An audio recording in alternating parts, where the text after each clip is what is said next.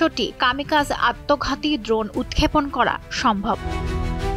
জিওতান নামের এই উচ্চ ক্ষমতা সম্পন্ন ও দূরপাল্লার UAV unmanned aerial vehicle kamikaze drone ছাড়াও অন্যান্য অস্ত্র ও সামরিক সরঞ্জাম বহন করতে সক্ষম। ওয়ালটন বিএলডিসি ফ্যান, খরচ বাঁচে 65% পর্যন্ত।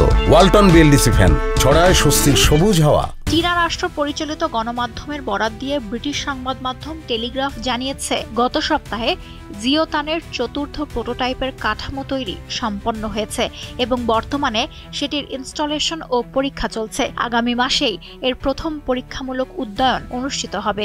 এর মাধ্যমে চীন তাদের বিমান বাহিনীর সক্ষমতা আরও বাড়াতে চাইছে।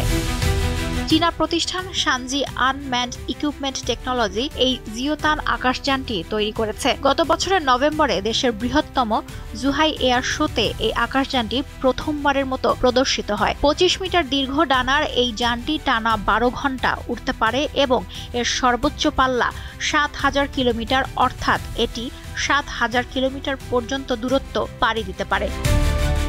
এই আকাশযানটির টেক অফ ওজন 16 টন, অর্থাৎ উড্ডয়নের সময় এটি সর্বোচ্চ 16 টন পর্যন্ত ওজন বহন করতে পারবে।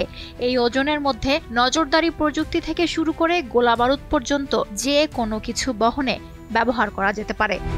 তবে নতুন এই উড়োজাহাজের সবচেয়ে উল্লেখযোগ্য দিক হলো এটি একসঙ্গে বিপুল সংখ্যক ড্রোন উৎক্ষেপণ করতে পারে, যা শত্রুপক্ষের প্রতিক্রিয়া জানানো কঠিন করে তুলবে। ড্রোনের এই ঝাঁক গোয়েন্দা তথ্য সংগ্রহ, নজরদারি ও পুনরুদ্ধার প্রচেষ্টার জন্য অত্যন্ত উপকারী হতে পারে। চীন তাইওয়ানের মধ্যে সংঘাত বাড়লে গুরুত্বপূর্ণ ভূমিকা পালন করতে পারবে এই নতুন উড়োজাহাজ।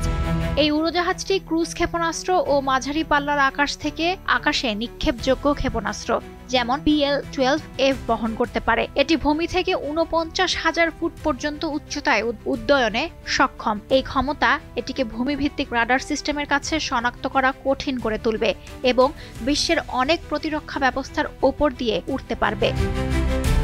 চীনের জিওতান ড্রোন যুক্তরাষ্ট্রের সক্ষমতার সঙ্গে টক্কর দিতে সক্ষম। বিশেষজ্ঞরা বলছেন, এই ড্রোনবাহী আকাশযান দুটি American drone RQ-4 global hack এবং MQ-9 রিপারের সম্ভাব্য প্রতিযোগী হতে পারে। তবে এই দুটির কোনোটি ড্রোনের ঝাঁক বহনে সক্ষম নয়।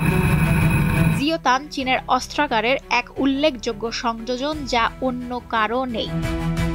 এরই মধ্যে চীন ড্রোনের ক্ষেত্রে বিশাল সক্ষমতা তৈরি করেছে। এবছরের শুরুতে দেশটি TP-1000 নামে একটি ড্রোন পরীক্ষা করেছে, যা 1 টনের বেশি পণ্য বহনে সক্ষম এবং প্রথম মনুষ্যবিহীন পরিবহন বিমান। চীনের এই উন্নয়ন নিয়ে শঙ্কা দেখা দিয়েছে তার চির প্রতিদ্বন্দ্বী ভারত, যুক্তরাষ্ট্র, এমনকি তাইওয়ান প্রশাসনে। চীনের পরবর্তী পদক্ষেপ কি হতে পারে এবং এমন অস্ত্র ও প্রযুক্তি তারা কোথায় কিভাবে ব্যবহার করবে তা নিয়ে চলছে কানাঘুষা। লুৎফা ফৌজিয়া, দীপ্ত, বার্তাকক্ষ।